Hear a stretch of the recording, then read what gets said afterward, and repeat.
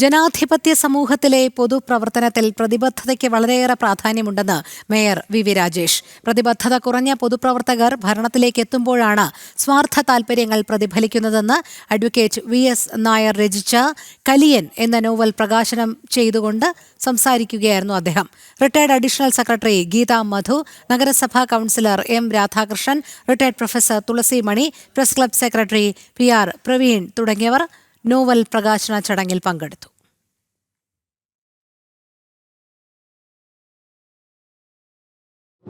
ഭരണ നേതൃത്വത്തിൽ വരുമ്പോഴാണ് സ്വാർത്ഥ താൽപര്യങ്ങൾ പ്രതിഫലിക്കുന്നത്. സ്വാഭാവികമായിട്ട് രാഷ്ട്രം അരാജകത്വത്തിലേക്ക് വഴിമാറുന്നത്.